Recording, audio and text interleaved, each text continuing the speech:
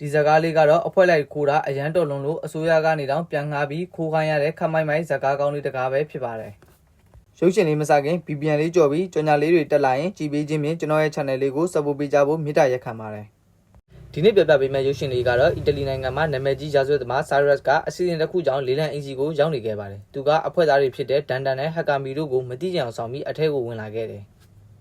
အဲ့ဒီနာမှာတော့အဘီဦးဆောင်တဲ့အင်တာဘူအဖွဲ့ရှိပြီး Cyrus ကဘာလုပ်မလဲဆိုတာကိုစောင့်ကြည့်နေကြပါတယ်အဘီက Cyrus ကိုရာဇဝတ်သားမှမသိပဲတပတ်လောက်ဒိတ်ခတ်မိတာကြောင့်ပိုပြီးဒေါသတကြီးဖြစ်နေခဲ့ပါတယ်တစ်ချိန်တည်းမှာပဲလန်ဒန်မှာသူတို့ရဲ့အဖွဲ့တွေဖြစ်တဲ့ Mask နဲ့လူတို့ကနေရာယူထားပြီးကြပါပြီ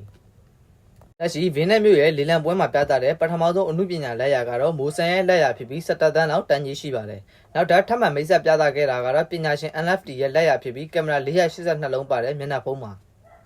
Cyrus ကချစ်ချင်းပဲဈေးမြင့်ပေးလိုက်တဲ့အတွက်အဘီကသူ့အဖွဲ့ပါပါလာတယ်ဆိုတာကိုမှန်းမိသွားပါတယ်။သူနဲ့ဒန်နန်တို့ကလေလံပွဲကိုအပြိုင်ဆွဲကြပြီးအားလုံးပြီးသွားတဲ့အခါမှာတော့ဟာကာမီကအန်ရဲ့အချက်ပေးတံကိုဖွင့်ချလိုက်တယ်။လူတွေအားလုံးကရိုးရိုးတဲတဲနဲ့လေလံအင်ကနေထွက်လာတာကြောင့်အဘီကလည်းမတင်ကားတာနဲ့သူ့အဖွဲ့ကိုဝင်ခိုင်းလိုက်တယ်။လန်ဒန်မှာတော့အချက်ပေးတံပိတ်သွားတာနဲ့မာစကကလျှက်စစ်တော်ကိုဖြုတ်ပြီးတာအားဈေးကြီးတဲ့ပကြီးကောက်ကိုခိုးထုတ်လိုက်ပါတယ်။သူကတော့ပကြီးကောက်ကိုဘူးထဲကိုထည့်ပြီးရေထဲကိုပစ်ချလိုက်တဲ့အခါမှာတော့လူကဆယ်ယူခဲ့တယ်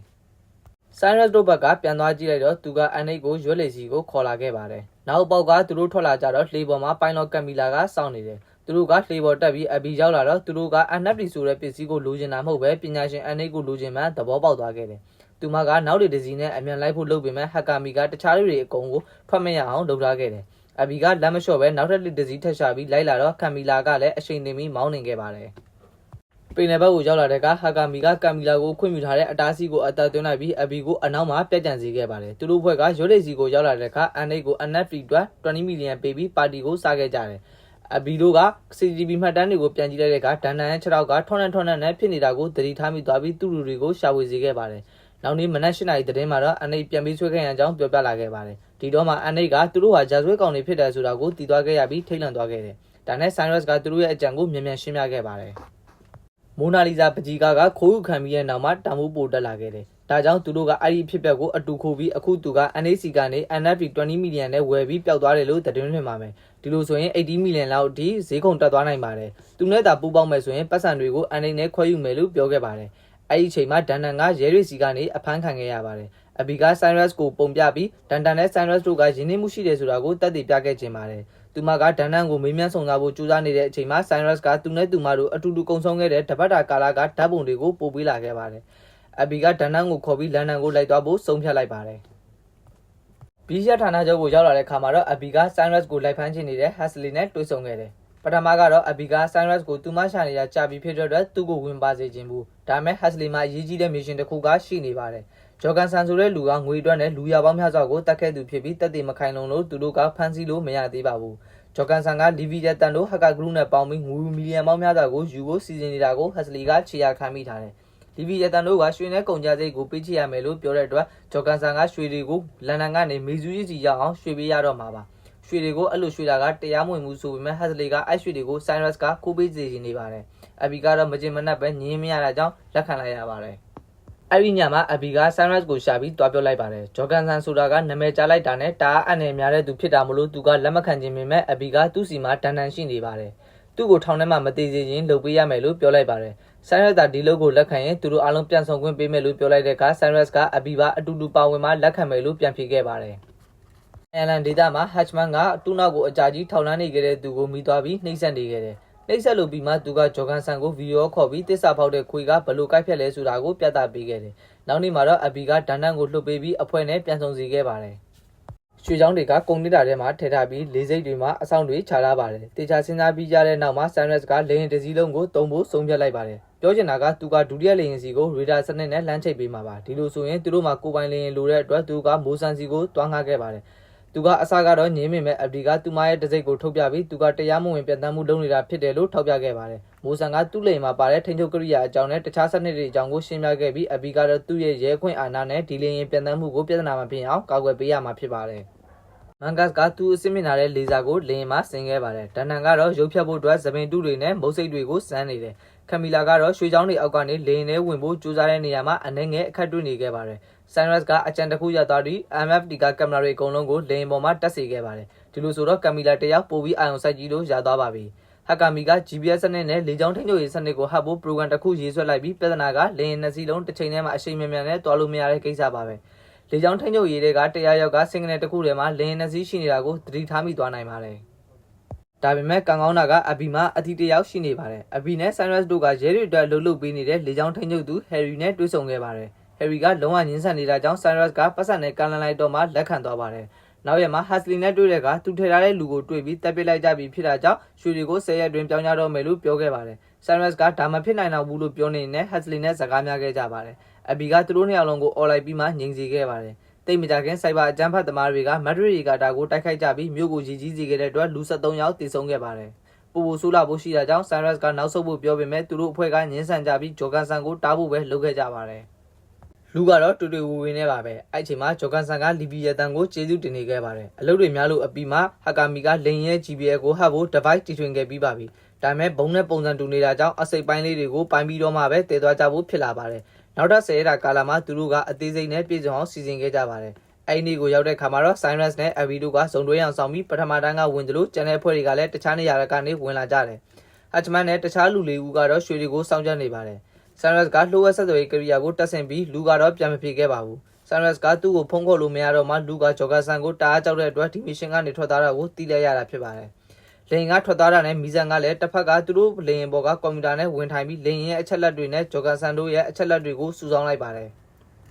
တယောက်ပြီးတယောက်တက်ဆင်ကန်ကိုတလဲစီဝင်ကြပြီး device ကိုတက်ဆင်ကြပြီးနောက်ဆုံးတော့ Abby လည်းဝင်လာပြီးတက်ဆင်ခဲ့ပါတယ်။ကမီလာကလုပ်ငန်းမစခင်တက်ဆင်ရမှာဖြစ်တဲ့အတွက်သူမမှာ10မိနစ်ပဲအချိန်ရပါတယ်။ Abby ကအတူတက်ပြီးပြန်ထားဖို့လုပ်လိုက်ပေမဲ့အဲ့ဒါကပြုတ်ကျပြီးတစားစီပြန်ဖြစ်သွားခဲ့ပါပြီ။ Cyrus က Abby ကိုတအားကြနေတဲ့အတွက်တတိထားမိသွားပြီးသူမကိုလာကူညီခဲ့ပါတယ်။အဲ့ချိန်မှာ Hatchman တွေကတယောက်ကတနည်းဖြစ်ပြီးတကားကိုလာခောက်ခဲ့ပါတယ်။အဲ့ဒီချိန်မှာ Abby ကအတန်တွေနဲ့သူတို့တခုလုံးနေကြတယ်လို့ထင်အောင်လုပ်လိုက်တယ်။အဲ့ချိန်မှာကမီလာရဲ့ကင်မရာတွေကလည်းပြဿနာတက်ပြီးလိုင်းမမိတော့ပါဘူး။အဲ့လိုကင်မရာတွေပြတ်နေပေမဲ့နောက်ဆုံးချိန်မှာတော့ကင်မီလာကလေရင်အောက်တက်တဲ့ကိုရအောင်ဝင်နိုင်ခဲ့ပါတယ်။ဒါပေမဲ့ device ကအဆင်သင့်မဖြစ်သေးတဲ့အတွက်လေကြောင်းထိန်းချုပ်ရေးမှာစင်ကနေနဲ့လေရင်နှစ်စီးပေါ်လာခဲ့ပါတယ်။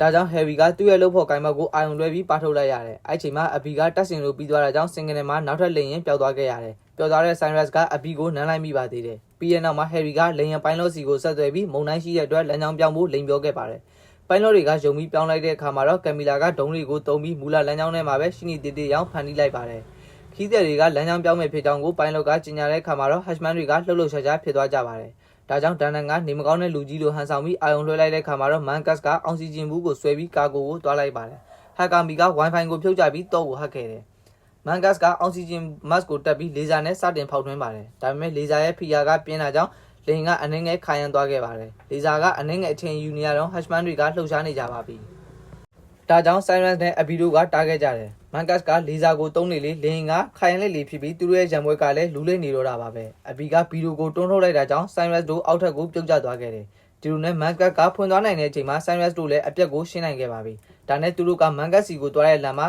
Hatchman ကတနက်နဲ့တားခဲ့ပါတယ်။အဲ့ဒီချိန်မှာလေရင်ကရေခဲပြစ်မော်ကိုဆင်းသက်လိုက်တဲ့အတွက်ကမီလာကလည်းလိုက်ပြီးဆင်းသက်ရတယ်။ Hatchman နဲ့သူ့လူနှစ်ယောက်က Abby, Cyrus, Mangus နဲ့ကမီလာတို့ကိုဖမ်းဆီးပြီးဂျော်ကန်ဆန်ကိုရွှေတွေအတွက်အဆင်ပြေကြောင်းသူကိုယ်တိုင်တွားပို့မဲ့အကြောင်းကိုပြောပြီးသူတို့ရဲ့လေရင်ကိုပါအပိုင်သိမ်းခဲ့တယ်။သူတို့က Mangus ကလွယ်ပြီးကျန်တဲ့တပ်ဖွဲ့လုံးကိုလေရင်ပေါ်တင်ပြီးကမီလာကိုသူတို့ရဲ့အမိန့်တိုင်းမောင်းနေစေခဲ့တယ်။ဒါပေမဲ့သူမကသူတို့ရဲ့အဖွဲ့သားတွေစီတတိပေးတဲ့ခလုတ်ကိုနှိပ်ပြီးအကုန်လုံးကိုခပတ်ပတ်ပြီးတဲ့အခါမှာတော့လေရင်ကိုအယူလူမျိုးမောင်းစေခဲ့ပါတယ်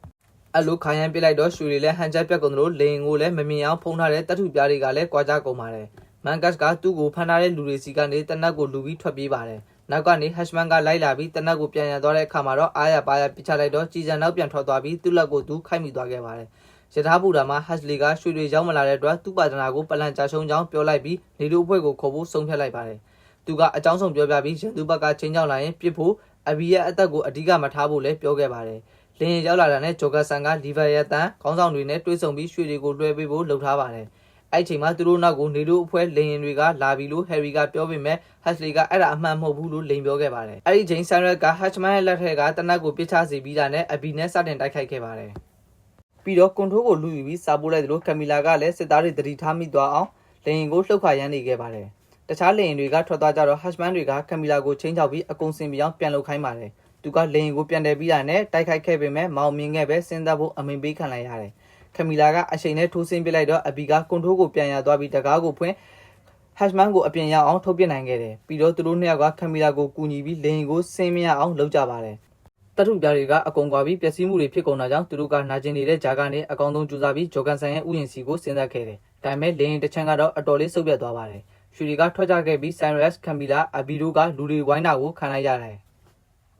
Cyrus ကကင်မရာတစ်လုံးအလုံးလုံးနေသေးတာကိုမြင်တော့လေလံပွဲမှာတွေ့ခဲ့တဲ့ NFP အကြောင်းကိုပြောပြီးဟာကာမီကိုဟပ်ဖို့အချက်ပေးလိုက်ပါတယ်ဂျော်ကန်ဆန်ကတနတ်တလက်နဲ့သူတို့ကိုစစ်စစ်မင်းမြတ်မှုလုပ်ပေမဲ့ဟိုဘက်ခေါင်းဆောင်တွေကရဲတွေအကြောင်းကိုပြောပြီးအပေးယူကိုဖျက်သိမ်းလိုက်ကြတယ်ဒေါသထွက်သွားတဲ့ဂျော်ကန်ဆန်ကတစ်ဖက်လူရဲ့ခြေထောက်ကိုတနက်နဲ့ပစ်လိုက်သူတို့တတ်ဖို့လဲစူးစမ်းခဲ့ပါတယ်ဂျော်ကန်ဆန်ကဘသူကရဲလဲလို့မေးတော့ Cyrus ကသူ့ပါလို့ဖြေလိုက်တယ်ဂျော်ကန်ဆန်ကတနက်နဲ့မပြစ်နိုင်ခင်မှာပဲအီတလီရဲတွေရောက်လာခဲ့ပါတယ်ဂျော်ကန်ဆန်ကဒီလူတွေကသူ့ channel ကိုကျူးကျော်လာလို့သူကတနက်ကိုကိုကာကွယ်ဖို့တောင်းရတာဖြစ်တယ်လို့ပြောနေတော့ Cyrus ကအချက်ပြလာတဲ့အတွက်ဟာကာမီကလေရင်ပေါ်ကစကရင်ပေါ်မှာဂျော်ကန်ဆန်လူသားနေတဲ့ဗီဒီယိုကိုပေါ်အောင်လုပ်ပေးလိုက်တယ်ဂျော်ကန်ဆန်အဖမ်းခံလိုက်ရပြီးဟက်စလီနဲ့တခြားရဲရရှိတအူရောက်လာတယ်